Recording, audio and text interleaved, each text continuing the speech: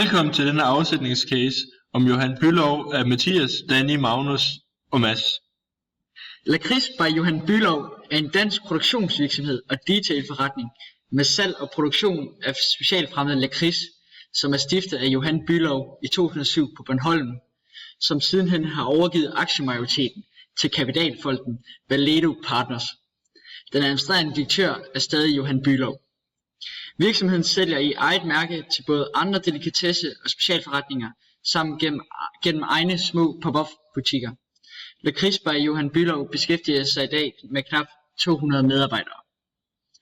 Johan Bülow havde i 2015 en samlet bruttofortjeneste på 65 millioner kroner med et resultat på 16 millioner kroner til følge mod 49 millioner kroner i 2014 og et overskud på 8 millioner kroner. Klassifikation af produktet. I Johan Bülow, der taler man om kortvarige produkter, da det er produkter, som bliver forbrugt med det samme, f.eks. ligesom fødevarer. Der er tale om specialvarer, da det er noget, der kun kan købes på steder, som er et eksklusivt produkt. Det kan faktisk kun købes i delikatessebutikker og i deres egne butikker. Det er også et produkt, som bliver indkøbt rimelig sjældent, f.eks. når man skal have gæster eller lignende.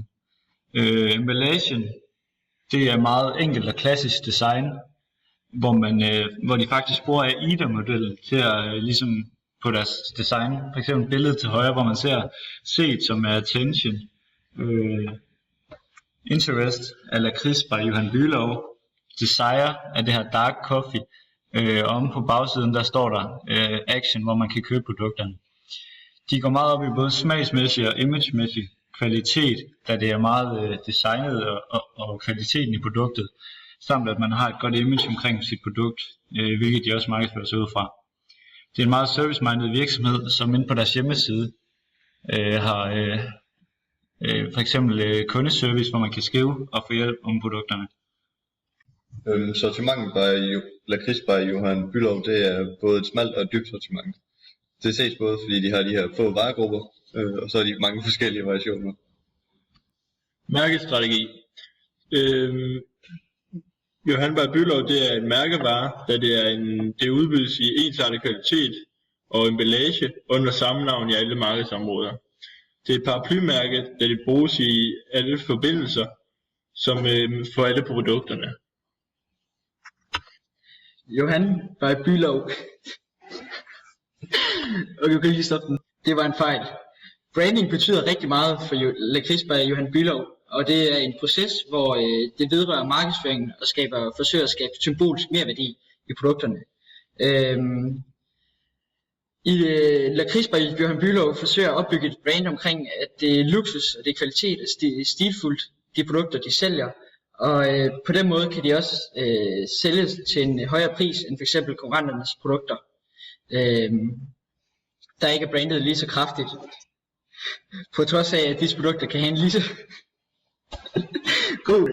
Og det her, det er ligesom med til at styrke den ejermæssige kvalitet, som Johan Bülows produkter de har. Produktets livscyklus. Lakrids by Johan Bülow befinder sig i vækstfasen, da man ligesom oplever vækst inden for sit salg, og man ikke er nået til det punkt, hvor det begynder at stagnere eller gå nedad.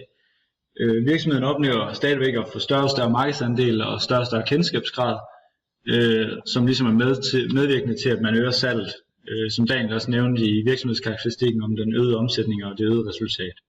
Man er også blevet opkøbt af den her kapitalfond, som har været medvirkende til, at man får flere penge mellem hænderne, som kan forstærke det her med at øge væksten, og man kan markedsføre sig endnu videre. Lakrids by Johan Bülow, de har en prisstrategi, som hedder pris- og kvalitetsførskab.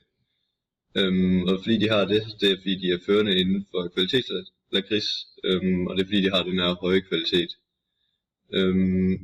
Lakrids by Johan Bülow, de har også en rigtig stærk USP, hvilket også går ind under den her høje kvalitet og det her rigtig høje image. Og fordi de har priskvalitetsførskab, det er også med til, at de har de her nye versioner, så de er altså først ude med nye produkter inden for lakrids. Og det er meget svært at efterligne de her produkter, da det er meget svært at lave lakrids. Johan Bülows produkter er utrolig dyre og har en utrolig høj kvalitet, og er derfor luksusvarer. Luksusvarer er utrolig priselastiske, grundet den høje pris. Og det vil sige, at hvis prisen falder, så vil der blive solgt mange flere produkter. Prisfastsættelsesmetoden for Johan Bülow har vi valgt til at være markedsbaseret prisfastsættelse, fordi den tager udgangspunkt i virksomhedens målgruppe, efterspørgsel og konkurrenterne. Derunder har vi valgt efterspørgselsbaseret, fordi at den ud fra efterspørgselen efter virksomhedens produkter. Prisen er desuden også præferencebestemt, fordi at jo stærkere virksomhedens image branding er, jo større betydning har det for den pris virksomheden kan fastsætte, og dermed forbrugernes villighed til at betale for kvalitet, som Johan Bülows produkter har. Prisen sættes højt på grund af de dyre og lokale ingredienser, som Johan Bülow de bruger i deres produkter, for dermed at opnå den højst mulige kvalitet. Og derfor vil forbrugerne også gerne betale en langt højere pris end for normal lakrids, som for eksempel.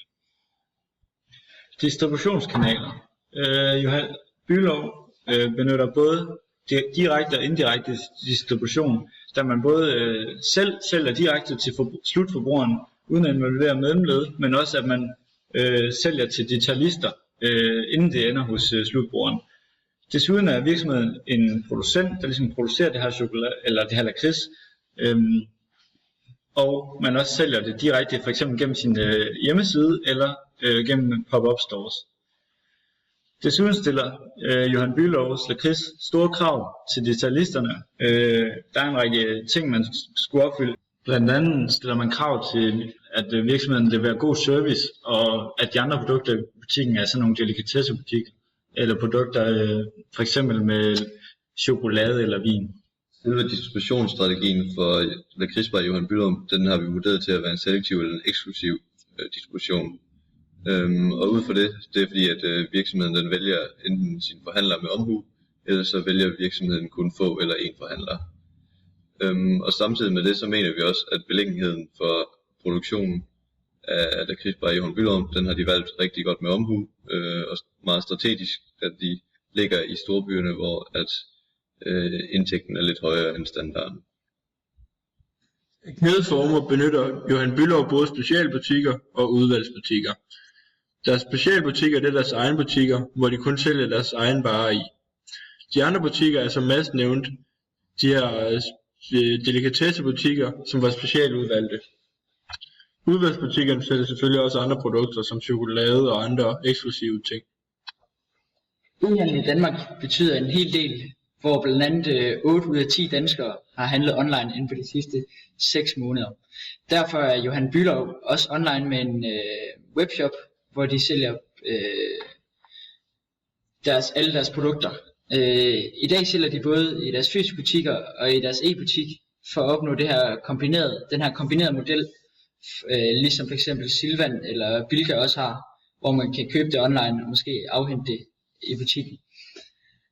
De sælger både B2B og B2C på den her webshop, hvor de har en afdeling for virksomheder, hvor de kan købe større mængder og for eksempel få noget indpakninger med lakrids med deres eget logo på, som de så kan give til deres kunder.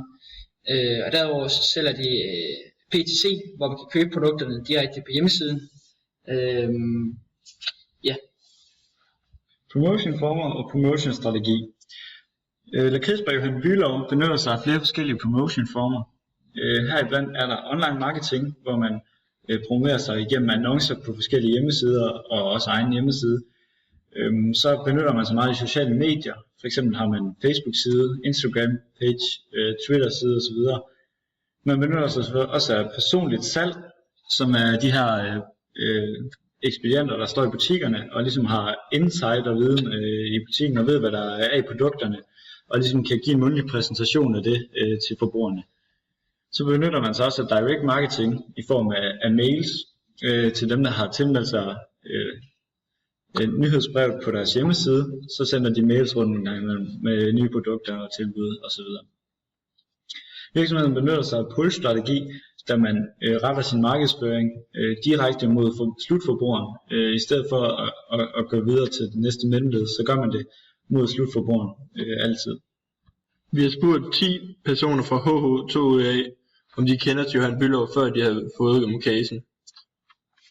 Og her var der kun 3 af dem, der kendte til mærket. Det skal man selvfølgelig være kritisk overfor, da det ikke er deres målgruppe, som er i klassen. Og udover det, så er det en lille andel, vi har spurgt. Af de 30%, som kendte mærket, var der så 15%, der havde prøvet det. 7% af dem, de var ligeglade med mærket. 8% de var ligeglade med mærket, og 7% de havde præference til produktet. De 5%, der ikke har prøvet mærket, de vil gerne prøve det, og de sidste 5% var ligeglade. Det selvfølgelig, det kan vise, at Johan Bang Bülow, det har en lille kendskabsgrad, men samtidig giver det muligheder for forbedring inden for promotion, hvor de måske mangler lidt der. Som sidste del, så vil vi vurdere marketingmixet for lakrids by Johan Bülow. Og med det der mener vi, at de har et rigtig godt samspil, de 4 pærer. Dog har vi været inde at se på, at marketing, det mener vi, at der er lidt for lidt af, da der ikke sker så meget rundt omkring ude på nettet af deres marketing. Vi mener også, at prisen og kvalitet, den passer rigtig godt sammen, da kvaliteten på de her råvarer, de køber ind til lakridsen, den er rigtig høj. Og så samtidig med det, der er prisen også er høj. Og så med det, så mener vi også, eller til sidst der mener vi også, at distributionen, den passer fint sammen, da der både er indirekte og direkte marketing. Vi beklager selvfølgelig alle de steder i filmen, hvor vi har kommet til at se Johan Bang Bülow eller andre fejl, men det er svært med det her program at rette sine fejl, da man ikke kan klippe i det. Og det er selvfølgelig en fejl i den film her, men det er selvfølgelig ikke. Ja.